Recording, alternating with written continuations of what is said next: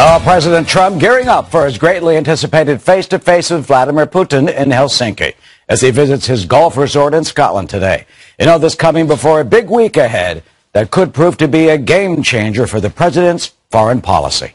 Hello, everyone, and welcome to a brand new hour of America's News Headquarters. I'm Eric Shaw. And I'm Arthel Neville. Protests continuing to follow President Trump, though the crowds are significantly smaller than those in London yesterday as he prepares for his high-stakes summit with Russian President Vladimir Putin less than 48 hours from now. Kevin Cork is live in Glasgow, Scotland, traveling with the president, and has the very latest. Kevin.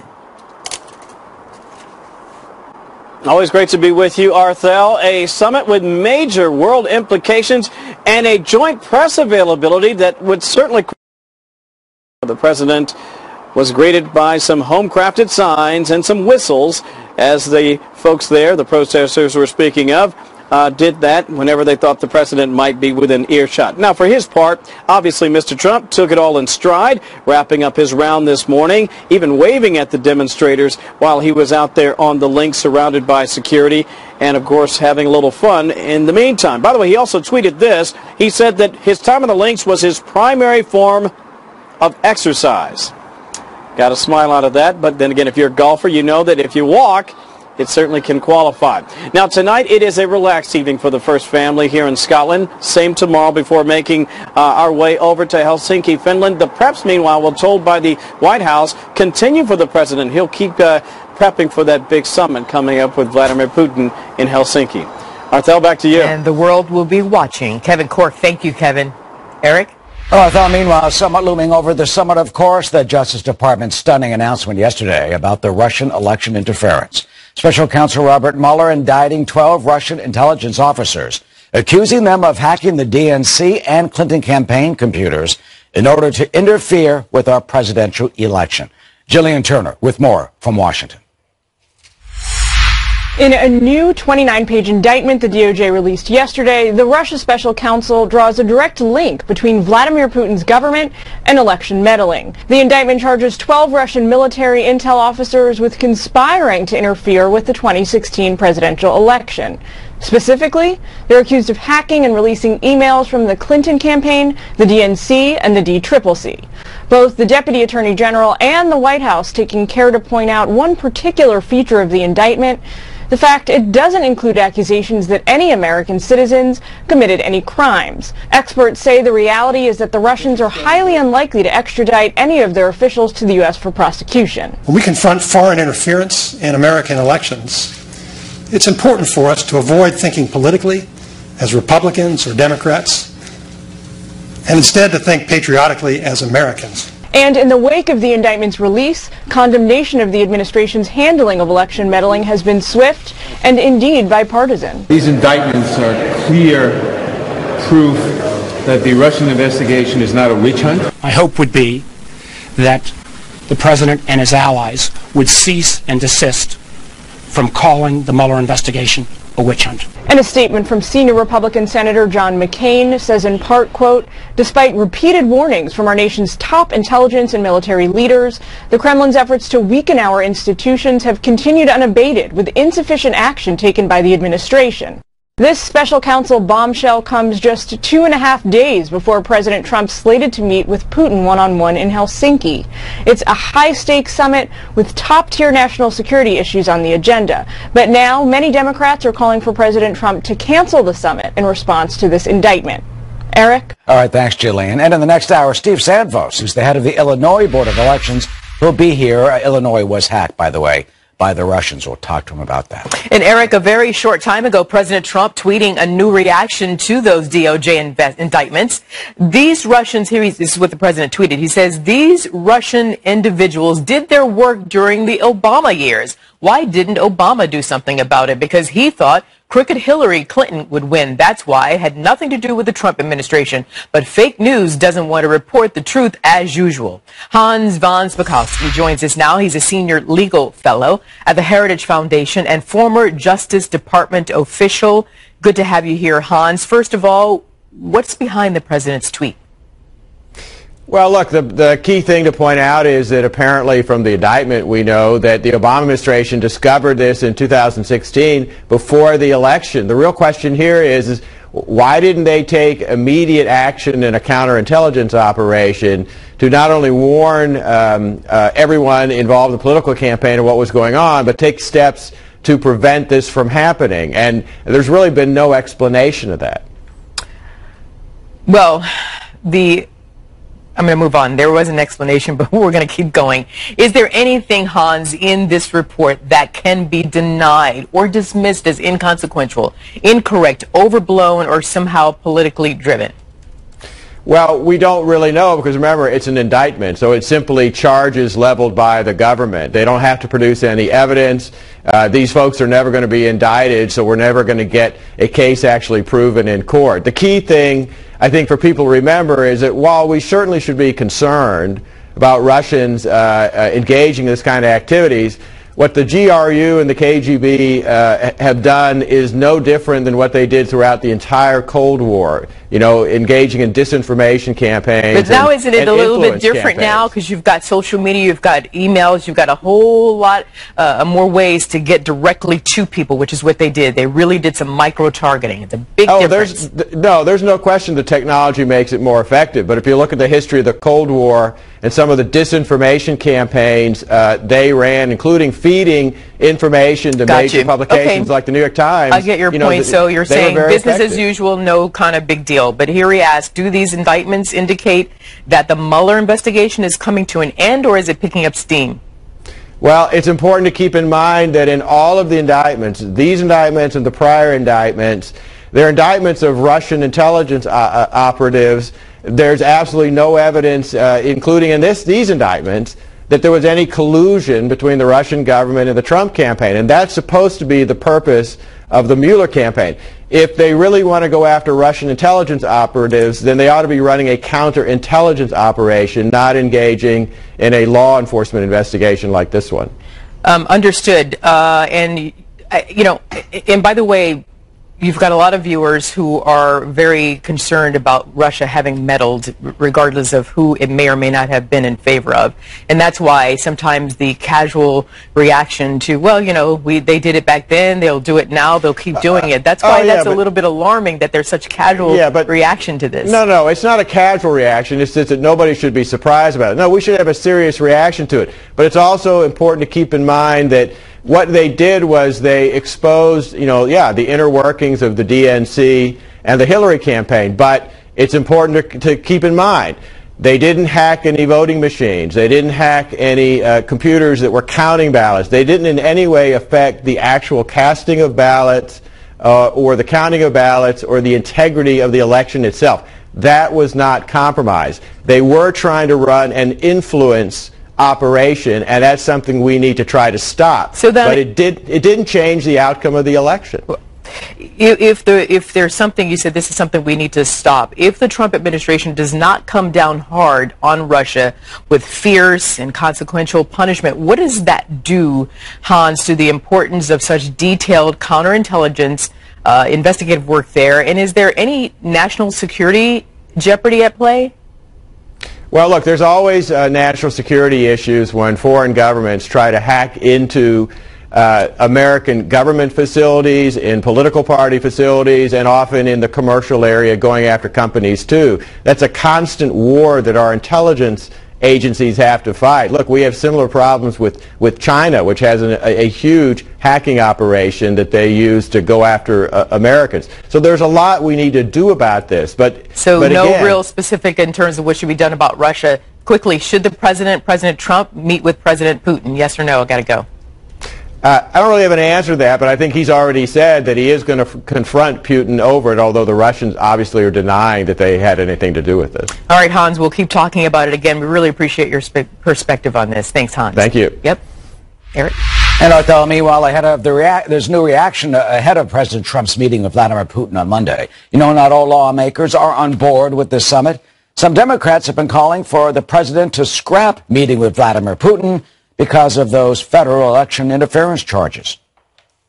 I want to make sure that other Americans hear that the president makes this issue of Russian interference a priority in the meeting, and it's not something that's simply sloughed off with a quick response from Putin saying he didn't do anything. And that's why if he and his team are not willing to make the subject of this indictment of Russian interference a top priority in the Helsinki meeting, then the meeting should be canceled. And for more on The View from Moscow, Amy Kellogg live tonight in Red Square. Hi, Amy. Hi, Eric. Well, from here you get the sense that President Vladimir Putin is really riding high. He's coming off the back very soon of an incredibly successful World Cup. Hundreds of thousands of tourists have come here. They haven't been scared off by the Novichok scandal or the sanctions or any other political issues. The atmosphere in Moscow and across the country is frankly really relaxed. I mean, to be broadcasting freely just a stone's throw from the Kremlin as we are is quite unheard of.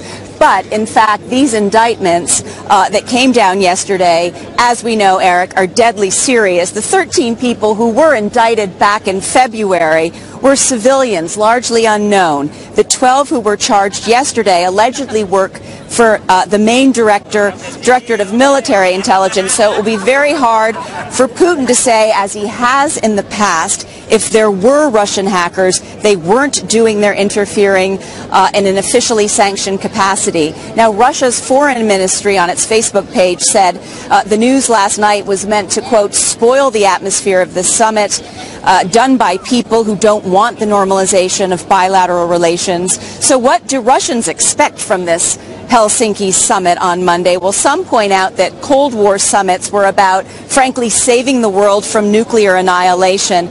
This one is about image. Trump has to show he's not the Russian man. Putin has to show he is the man. He's the one who is leading the world, not this guy Trump. Now, Eric, of course, Putin has built up his popularity to a large extent by creating an enemy in the West or accusing America and other countries of causing some of the problems that Russia suffers with economy and isolation. So it will be interesting to see if this summit goes well, how he will segue from that previous position to a new one. And the position going forward, Eric. And then, Amy, of course, there'll be that fascinating joint press conference with both of them. We'll ask one of our guests coming up if that's appropriate. Amy, in very picturesque Red Square today. Thank you. Very picturesque. Eric, there is new reaction to former FBI lawyer Lisa Page, interviewed by lawmakers behind closed doors for nearly 5 hours. This is coming just a day after FBI agent Peter Strzok was grilled publicly for the first time. We are covering it all. Plus, top administration officials voicing their concerns over the threat from Moscow ahead of President Trump's meeting with Russian President Putin. We continue to see individuals affiliated with the St. Petersburg-based Internet Research Agency creating new social media accounts, masquerading as Americans, and then using these accounts to draw attention to divisive issues. Well, national security is taking center stage ahead of President Trump's meeting with Russian President Vladimir Putin. Defense Secretary James Mattis is in Norway for talks on NATO defense spending. This as Director of National Intelligence Dan Coates raises the alarm on the growing cyber threats against the U.S. Today, the digital infrastructure that serves this country is literally under attack. Every day, foreign actors, the worst offenders being Russia, China, Iran, and North Korea, every day they are penetrating our digital infrastructure and conducting a range of cyber intrusions and attacks against targets in the United States. National security correspondent Jennifer Griffin is live in Washington with more. Hi, Jennifer. Hi, Arthel. Well, when Defense Secretary Mattis met with his Balkan counterparts, he did not mention Russia by name in his public remarks, but it was clear who he was referring to. On board his plane, he called Russia out by name just days before the president is set to meet Vladimir Putin. Russia factors in the southeastern Europe area as a destabilizing element They have chosen to come in and to undermine the democratic fabric of nations that are young in their democratic processes. A new Fox News poll this week shows voters think President Trump has been too soft on Russia, yet a majority approves of his July 16th meeting with the Russian president. A 53% majority thinks President Trump is not tough enough on Russia, including 32% of Republicans. Director of National Intelligence Dan Coats issued a stark warning Friday about escalating cyber attacks on U.S. infrastructure ahead of the midterm elections, not long after the Justice Department issued its new indictments of 12 Russian military intelligence officers. Russia has been the most aggressive foreign actor, no question, and they continue their efforts to undermine our democracy. We fully realize that we are just one click of the keyboard away from a similar situation repeating itself. A reference to the 2016 election hacking, the U.S. intelligence director added a warning the U.S. public hasn't heard since before 9/11, that the red warning light of a possible devastating attack on the U.S. homeland is blinking again. Those are his words. This week's Justice Department indictment says 500,000 U.S. voters had their data stolen by the Russian military intelligence hacker who managed to get into various state election boards. Arthel? Ominous words. Jennifer Griffin, thank you. Eric? Well, for more on this, let's bring in Michael Desch. He's a foreign policy scholar and director at the Notre Dame International Security Center. He's coming to us from South Bend. So, Michael, good to see you. Look, the Russians attacked us, as we know. They targeted and they singled out our democratic process. So what do you think the president should say to Putin? And whatever he says, do you think that would actually deter the Russians? Well, I think he's got to raise the issue with the Russians at this point. Politically, it would be a disaster not to. I think what's going to deter the Russians, though, is not what he says. It's what we as a country do.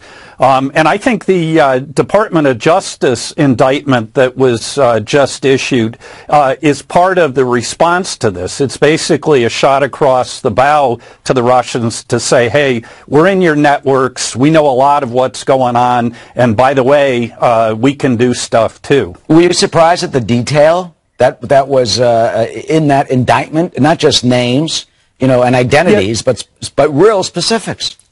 Yeah, and you know, there was a deliberate decision, I think, probably by the DNI to compromise sources and methods more than might normally be the case to make a point. And I think up to an extent, that's a good thing to do. I guess what worries me is DNI Coats talking about a cyber attack being as devastating as 9/11. It's just no evidence for cyber having that kinetic capability. And likewise, there's abundant evidence that the Russians tried to hack into the political process in 2016. There isn't powerful evidence that it made a difference in the outcome of the election. Yeah, so this could be a lot of sound and fury signifying not nothing, but very little. Yeah, the state officials say that no vote was changed. We'll be talking with one of those state officials in the next hour about that. Let me bring you back to what you said. Our reaction is important. What should we do? Should, for example, the president demand that those GRU spies be extradited, which will never happen? Should Interpol put warrants on them so they would be arrested? Should we increase sanctions, for example, among the oligarchs and others in Russia to really tighten up the sanctions? You know, I would really do none of the above. Making incredible threats actually undermines what you're trying to get across. I think what we need to do is bolster our defenses here at home. Cyber, as DNI Coats mentioned, is an ongoing problem, and it's foreign actors like Russia, China, North Korea, and Iran, and it's also criminals as well. And thinking back of the stories about the DNC hacks, a lot of that was the result of just, you know, sloppy information nation's security. DNC head John Podesta fell for a phishing scheme. I think what you've got to do is what most businesses do, which is tighten your belts and protect your systems. You do that, and it's going to be very hard for external actors to get into them. Well, what would you say to those who are arguing that the Russians need to face some consequences? It was an attack against our country, an attack against the very tenets of what this nation stands for, and that they should then have some consequences so that they stop it or it can be deterred. Well, I think the best deterrence is a hardened cyber infrastructure that they can't get in. And don't slap them around a little bit or something, or don't, more sanctions or something that would sting, perhaps? We have sanctions on them. We have repeatedly said how bad we think Russian behavior has been around Eastern Europe and in Syria and places like that. I think up to a certain point, you don't want to fall into the theatrics of doing things just to do them. Let's ask, how serious is the threat? How vulnerable is our infrastructure? And what do we need to do to fix it? And I think that's a serious response to a real but not catastrophic threat that we face from Moscow. And it seems the measures that have been taken, as you note, have not really deterred their behavior. Michael Desch from South Bend, Indiana this afternoon. Notre Dame, thank you so much for joining us. Great to be here, Eric. Of course. And you can stay with Fox News Channel for complete coverage of the President's Summit. And, to hear about this tomorrow, Chris Wallace, well, he'll be anchoring a special edition of Fox News Sunday live from Helsinki, Finland. That'll air at 2 p.m. and 7 p.m. Eastern, right here on FNC. And then Monday, he's got that, well, is it a summit? When Chris sits with Vladimir Putin, well, it's an exclusive interview. Chris will sit down with Putin for a one-on-one to get reaction to his meeting, and Chris Wallace is going to ask Vladimir Putin about election interference. Can't wait till we hear more about that. I'll definitely tune in for that. Well, meanwhile, there's new tension in the Middle East as deadly protests along the Israel-Gaza border explode into an exchange of rocket fire. Plus, former FBI lawyer Lisa Page answering questions behind closed doors on Capitol Hill just a day after Agent Peter Strzok's fiery hearing. We'll analyze coming up. I think when she comes back on Monday, hopefully we'll get all the rest of the questions answered. And I think Strzok's testimony really left a lot of Americans frustrated because he was not honest. He was not credible in explaining his actions. Fox's alert, the Israeli military carrying out its largest daytime bombardment of Gaza since the war back in 2014. The Israeli Air Force saying it hit dozens of Hamas targets, killing 2 people, all in response to those continued intense attacks against Israel from Hamas. Hamas firing a barrage of rockets and mortars over the Israeli border. 3 Israelis so far have been injured by shrapnel after a rocket landed on a home there. Some of the rockets were intercepted, they say, by Israel's Iron Dome defense system.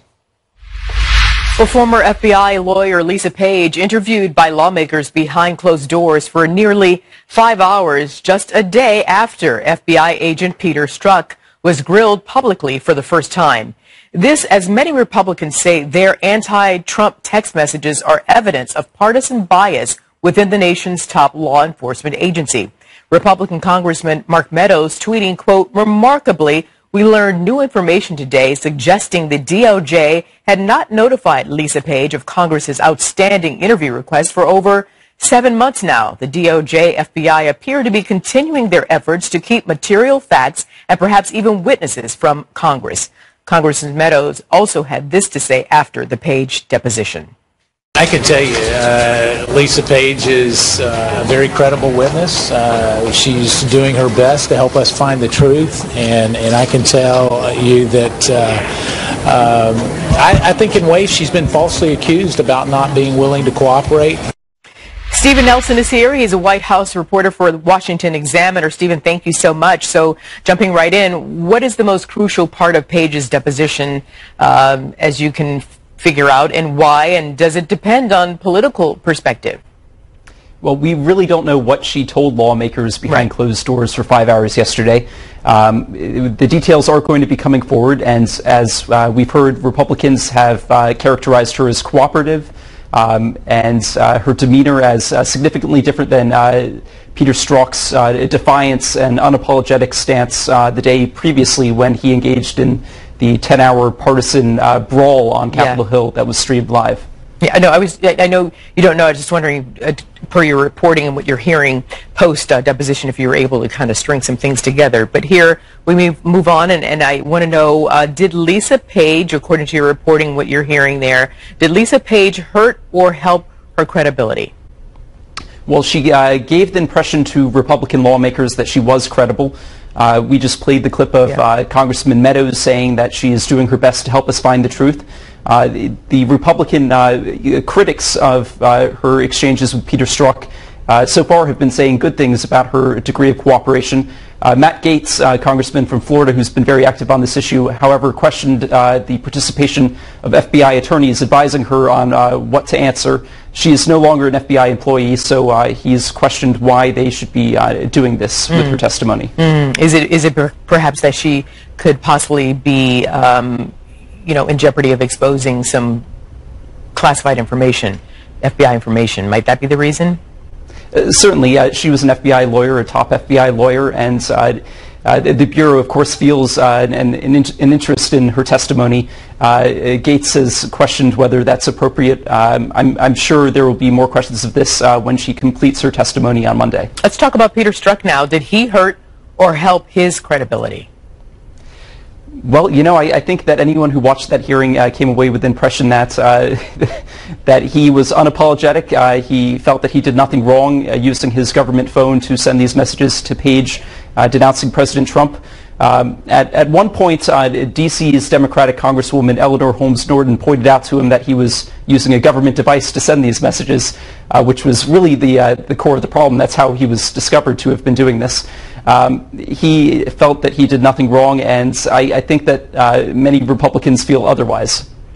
This is all tied around the Mueller investigation. Let's take a look at a new Fox News poll about the declining approval of that very investigation. You've got now 48% approved, whereas June, a month ago, 55% approved. Do you think the info that Strzok provided during his hearing, Stephen, is a blemish on the Mueller investigation, or did his testimony under oath speak to the FBI's commitment to the law? So there's this cloud, this question of whether bias influenced the investigations into Hillary Clinton and into Donald Trump. Democrats, of course, say that there's no evidence of that. Republicans feel otherwise. This is something that has immediate political implications because the Robert Mueller collusion investigation is ongoing. This also will have a historical effect on Americans' trust in the FBI, and the question of whether bias affected these probes is going to be a continuing question, one that will be addressed for years to come. And Stephen, lastly, during Strzok's hearing that we all watched with our mouths agape, did Congress as a whole or individual lawmakers hurt or hinder their credibility? It was must-watch TV. I think we heard some pretty memorable outbursts from certain members. I'm not sure that I want to definitively say that all of them discredited themselves, but certainly some of them have some popular YouTube clips right now. All right, Stephen Nelson, we leave it there. Thank you for joining us this afternoon. Thank you. Well, have you heard about former Attorney General Eric Holder? He surprised some people with his comments about ICE. He's pushing back against some of those Democrats who are calling to abolish that agency. We'll talk to our political panel about that in a moment. Plus, there's some new details on the Trump administration's efforts to reunite migrant families separated at our southern border. That issue looming large during Secretary of State Mike Pompeo's visit to Mexico. We'll have a live report on all of that. The controversy continues straight ahead. We share nearly a 2,000-mile border. The United States is committed to making measurable progress that ensures the security on both sides of that border. Vladimir Putin. immediate reaction to his meeting with the president, plus Mideast policy, election meddling accusations, how he sees Russia's role in the world. After the summit, Chris gets real answers in an exclusive interview, Monday on Fox News Channel. A federal judge praising the Trump administration for making progress in reuniting migrant families. The administration is now working to reunite children over age 5 with family members before a court-imposed deadline later this month. Meanwhile, the ACLU asking a court to have the federal government speed up the process. Now that the court has made clear it's going to stay on top of the government and stressed Tuesday repeatedly that the goals are not aspirational, I am going to remain hopeful for now that this will get done. Dan Springer is live in Seattle with the very latest. Dan. Yeah, hi, Arthel. The Trump administration is making significant progress in reuniting immigrant children with their parents. And importantly, that progress was acknowledged yesterday by a federal judge in San Diego. This happened late yesterday afternoon. District Court Judge Dana Sabra said that the government has demonstrated good faith and has largely complied with the deadline this week to reunite children under 5 with their parents who had crossed the border illegally, many of them seeking asylum. The judge said there has been, quote, substantial compliance. And now all those very young kids eligible to be back with their parents are out of federal custody and back with the family. Among them is the Gonzalez family from Guatemala. In several centers, there are many mothers who are desperate. They want to leave those places to be reunited with their children. I send all those mothers a message to fight, because with these people's help and with God's help, they'll be able to make it. The Trump administration also rolled out a plan to comply with the next deadline, which is to have the remainder of the children who are between the ages of 5 and 17 reunited with their families by July 26th. The goal is to reconnect 200 kids per day with a parent or guardian. The federal judge said he will be monitoring the efforts to make sure it happens. I certainly believe the United States government has the resources to get it done if they treat it as a priority in the way they did when they went out and tried to arrest everyone. Meanwhile, Secretary of State Mike Pompeo and others in the Trump administration got sort of a tongue lashing from Mexico's president while they met in Mexico City yesterday to talk about trade issues. President Enrique Peña Nieto told the American delegation Mexicans have great worry for the more than 2,000 children separated from their parents at the border. But to highlight the other side of the border security issue, yesterday police arrested a 32-year-old man in California who had attacked his wife with a chainsaw in front of their 3 children. Department of Homeland Security says Alejandro Villegas has been deported 11 times since 2005. His wife was injured but is expected to survive the attack. The children have been put in protective custody. Arthel? Dan Springer. Thanks, Dan. Eric? And meanwhile, Arthel, there's some new fallout over calls from some Democrats to abolish ICE. Now, House lawmakers introduced legislation earlier this past week aimed at doing just that. But now former Obama administration Attorney General Eric Holder, well, he's criticizing that effort, saying, in his view, it will only end up helping Republicans. I think ICE obviously needs to be reformulated. It needs to be reformed. But I think we need to focus on that which is most important, and that's the separation of these kids from their parents. Now, ICE, played a role in that, but I think in some ways you're giving the Republicans a gift by saying we're going to have a debate now about whether ICE should be abolished, and the focus ought to be on what this administration did to those children. Is that a gift? Let's bring in our political panel. Lena Epstein, former Trump campaign Michigan co-chair. Antoine Seawright, former senior advisor to the Hillary Clinton campaign in South Carolina. Welcome to you both. Lena, let me start with you. Welcome. It's really a lightning rod issue. Your heart goes out to these children. It's a horrible situation. But is Holder correct when he says it's a gift by some Democrats calling for the abolishment of ICE? This is perhaps the first thing that Eric Holder and I have ever agreed on. I think that this was a gift to the Republicans, and I think that any member of the United States that believes that ICE should be abolished is basically saying that we want a country without a border. And a country without a border doesn't exist. And so I support legislation and the president's efforts to protect the border and put American citizens first. Well, you know what the critics say. I mean, Cynthia Nixon running for governor here in New York, she calls it a terrorist organization. Actually, I would invite her to explain that, because in fact ICE is necessary to keep our country safe. Right now we have essentially an open border between the United States and Mexico. There are human beings being trafficked between the border, illicit drugs, illegal firearms, and gangs are moving in between the United States and Mexico. We have an open border, and really only God knows what is being moved between our two countries. Antoine, do you think we do indeed have an open border and that ICE should be abolished? I totally disagree with the idea of abolishing ICE. I think it's impractical and bad policy, and I think it's a bad talking point for Democrats going into what I call the most consequential midterm election of my lifetime. The bottom line is what Democrats should be talking about is the failures of this president and the Republican majority for not passing comprehensive immigration reform. We need to be calling them out for their famous snatch and bait policy. Snatch children away from their families and bait the public into believing that somehow it's Barack Obama and the Democrats' fault. Look, comprehensive immigration reform is what majority of the American people want. We cannot afford in our country to have a patchwork job. It needs to be a bipartisan effort, and it needs to be led by the people who are in charge of this country. Unfortunately, they're more interested in feeding the base of the Republican Party red meat, followed by red Kool-Aid to quench their thirst. Well, though, I mean, the president blames Democrats. Like to, if I may speak up, sir, the hate and the rhetoric that comes from the far left that wants to abolish it started with your president.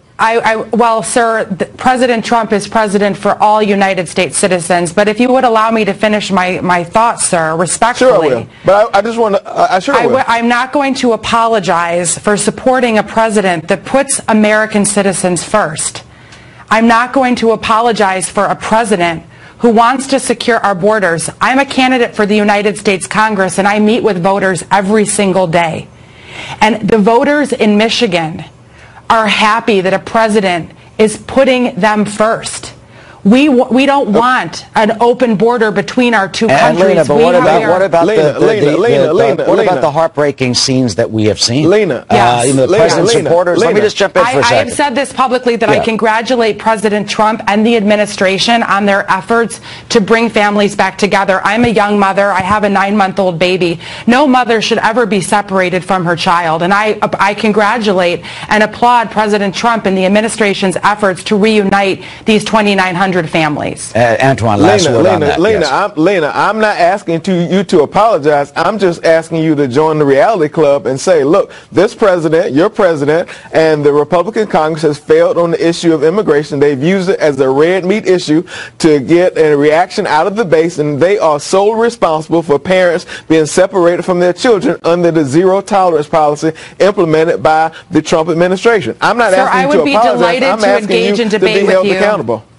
Sir, you're filled with a lot of anger, and I think that one of the things that we're hitting on right now in this interview is there is a tremendous amount of hatred and vitriol coming from the left to those who support the president's immigration policies. We are not going to be silent anymore. The silent majority spoke aloud, and we support a president who puts American citizens first, and that includes you, sir. We're up against the clock. That is the debate. I just called for bipartisan immigration reform. I don't call that anger. I think that's common sense, and that's practical, and it's what we need in this country. Antoine, that'll have to be the last word. There's the debate right there, but meanwhile, nearly 3,000 children remain separated, and they've got that deadline 12 days from now. Thank you both. Arthel? Thank you. A very fiery debate, and we will be right back. The battle over Supreme Court nominee Brett Kavanaugh intensifies as Republicans gear up for a tough confirmation fight, and Democrats vow a fierce fight as well. Lauren Green, live in New York with more. Hi, Lauren. Hey, Arthel. Well, Hillary Clinton and Senator Elizabeth Warren are the latest to add their voices to the chorus of Democrats vehemently opposing Trump's Supreme Court nominee, Brett Kavanaugh. Looking more like a presidential candidate, the former Secretary of State gave a fiery 25-minute speech Friday to the American Federation of Teachers Union in downtown Pittsburgh. She equated the choice of Circuit Court Judge Brett Kavanaugh to the High Court with reversing every social change in the last century and a half. I used to worry that they wanted to turn the clock back to the 1950s. Now I worry they want to turn it back to the 1850s. Earlier today, Senator Warren this afternoon actually vilified the choice for what it would mean for unions. But earlier today, Republican Senator Mike Lee of Utah, who was on the long list considered for the high court, blasted Clinton's words as just plain out of line. That's absurd, hyperbolic rhetoric, and I think Secretary Clinton should be ashamed of those comments, and I call upon her to rescind them. It's not helpful, it's not accurate, I consider it completely disingenuous, and I think it reflects a certain animus that certain members of the Democratic Party have now harbored for decades toward Republicans. Personal animus. Okay, no date has been set for the Senate confirmation hearings, but Mitch McConnell says they'll probably start in late August, early September, in time for Kavanaugh to be on the high court when it starts its next term, October 1st. Thank you for squeezing that out, Lauren Green, and we're back after this break.